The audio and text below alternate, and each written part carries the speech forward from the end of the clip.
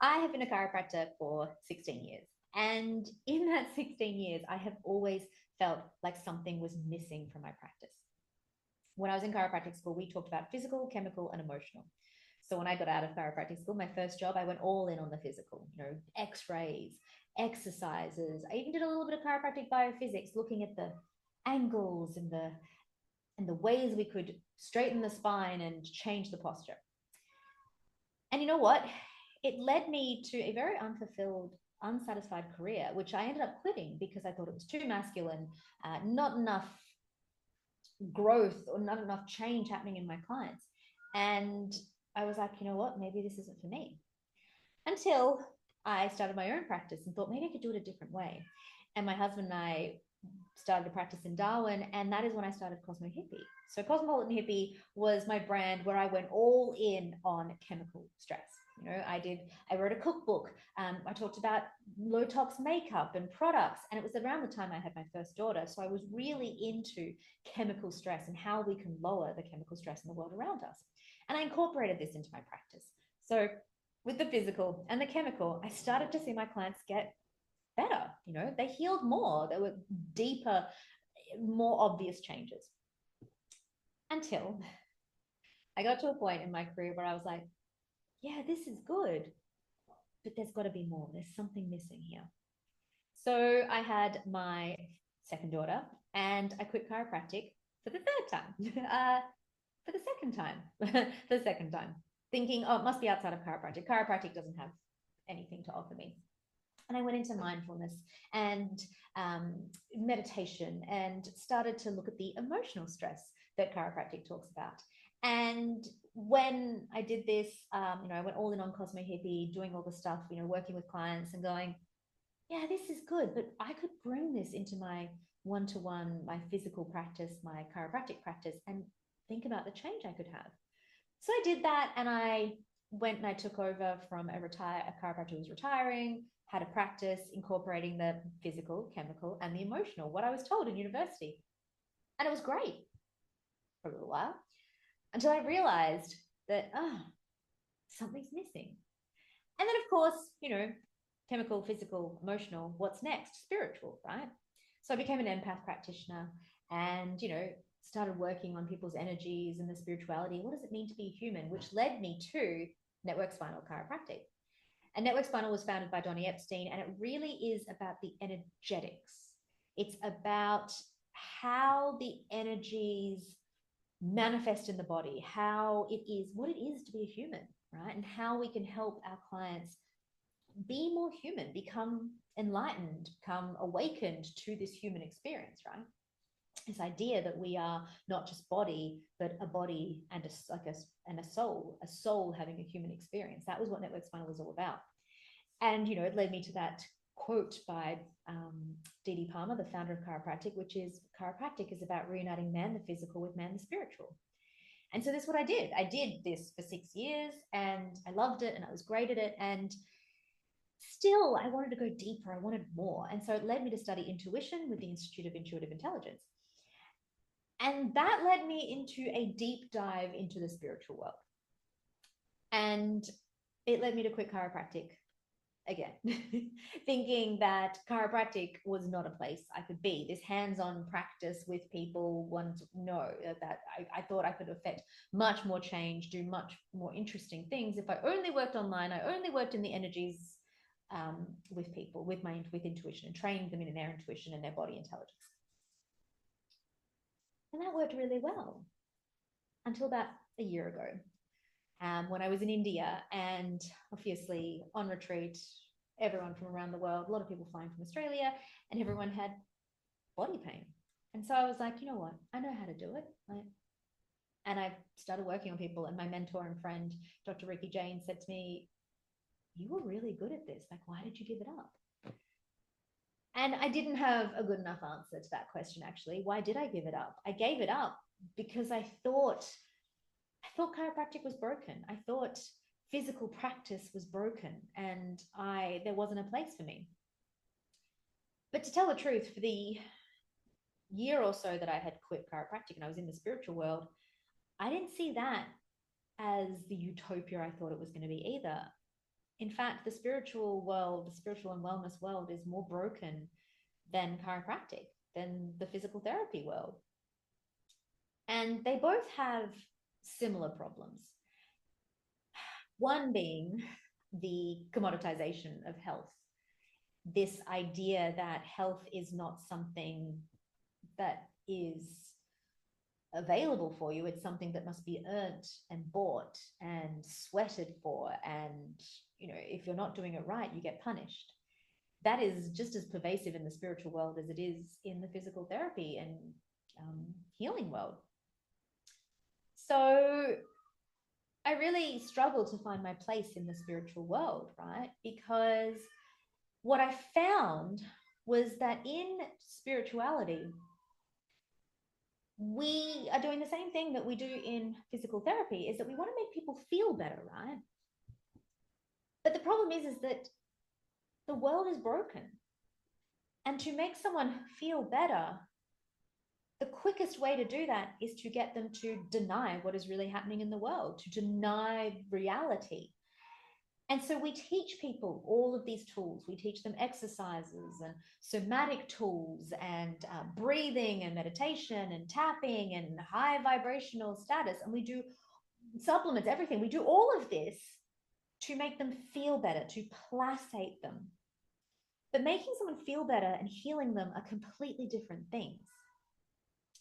And there is no amount of supplements or exercises or high vibrational thinking or meditating that is going to fix the fact that we live in a very broken world.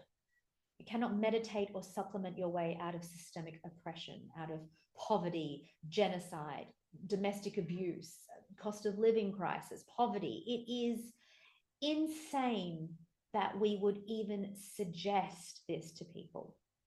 It's insane that we would say, well, you would be healed if you just came to my 4-day breathwork course, or if you just manifested harder or vibed higher or ate more chia seeds. Like, it's not ever going to help people.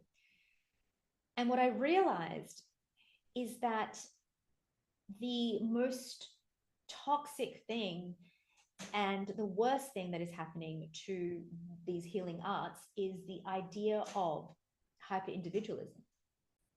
Now, hyper-individualism tells us that we are the center of everything. We are the center of the universe. We're the center of our own, the star of our own movies and our own lives.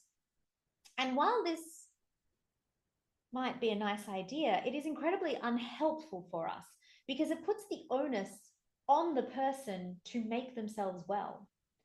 It puts the onus on them to be everything to themselves, when this is not how humans are built. If we look at any ancient civilization, any ancient practice, you would always be, if someone was sick, right, the community would be healing them. We would be looking at what are the systems that made this person sick? What are the ways we can help heal this person, right? Even when I was a child, if someone was sick in our community, my mum would cook soup and my uncle would drive the kids around. Like, we would rally. And that just does not happen anymore. Now, the spiritual and the healing arts and the wellness world, they look at illness as if it is a moral failing, as if this is punishment for not chanting 108 rounds of the Gayatri mantra last night. When we should be looking at sickness as a expression of what is sick in our world. Because the second part of that quote that Didi Palmer said, reuniting man the physical with man the spiritual, is so that the finite can know that it's infinite. And I believe that this is where those in the healing arts, in any type of healing art, like chiropractic, I believe that that is where our power lies. Because it is okay for our clients to feel helpless. Helplessness is a feeling. But what is not okay is if they are powerless. And powerlessness is an action. And our job is to allow our clients to create the space around them for them to feel helpless, but to still have some power. And to, I hate to use the word empower them, but to empower them to do what they can. So it is not about making our clients feel better, because I tried that for 10 years of my career, just trying to make people feel better.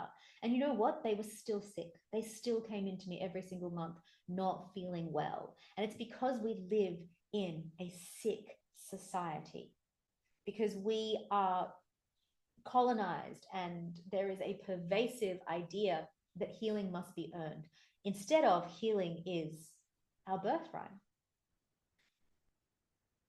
So, what have I done about this? So, my way of healing now is to turn this whole idea on its head and to not talk to my clients about, you know, their hyper individualism and what can they do, and making them feel like they are failures because they're not vibing higher enough or doing it, but doing certain things. But to get them to understand that they live in a world that does not prioritize their healing. They live in conditions that make it hard for them to heal. And the only way we are going to heal is if we heal these systems, these conditions that we are living in. Now, how do we do that? This is not about getting on a boat, going over to Gaza to try and stop the genocide. I mean, if you want to do that, go for it, but most of us can't. But it is about understanding we can feel helpless, but still have some power. And what is that power? Now, it can be as simple as posting something on the internet. It can be as simple as writing a letter to your representatives. It can be as simple as hearing somebody speak and saying, what do you mean by that? Tell me about your opinion. And just saying, hey, do you understand what you're really saying? I have a great example of this and a great story. Of the other day, I was in a situation and someone was talking, we were talking about Portugal, where I live, and about what we don't like. And I said, I really don't like how high the cost of living is and how low the Portuguese minimum wage is. And someone said, well, that doesn't bother us. Like, we're immigrants, right? I said, of course it bothers us. Of course it should bother us. It should affect us. The people who are in our community, who are serving us at the supermarkets and at the restaurants, what is their living wage? What are they getting paid? Like, this country prioritizes expats and tourist dollars more than it does its own people. And we, as those privileged, should be using that privilege to do what we can to say, hey, that's not okay, and we don't like that, right? And we want something better for the community we live in. Now, the only reason I could do that is because I prioritize my nervous system, and I prioritize the safety of my nervous system. I do all these practices. Not so that I can zen out and go to a nice place where it feels like a bubble and I feel safe. I do this so my nervous system is fortified, so that I can stand up, I can stand tall, and I can say, hey, that is not a society I want to live in. That's not a place I want to sit in. And I want to be in a place where we all care about each other. And you know what? I thought that woman would be upset with me, or wouldn't want to speak to me anymore. And when I saw her again, she came and sat next to me. And I know that this sounds really scary, but what I have noticed by prioritizing this, by prioritizing my nervous system and doing the work so that I feel strong enough to say what really matters, what's really in my heart, I have found that people respond to me in a very different way. People respond to me with honesty and clarity, and I have become a magnet for people, because we all want this. We all want a better world. We all want to flip this on our head and stop thinking about ourselves and start thinking about the community we live in. And I think the world is crying out for this. And every time I step up and I do this, and I do the scary thing, the hard thing, and I regulate my nervous system, I do my tapping so that I can say the truth of, hey, that's not okay, and that's not a world I want to live in. Every time I am fighting these systems, I am breaking down the systems that we live in that I don't want to live in.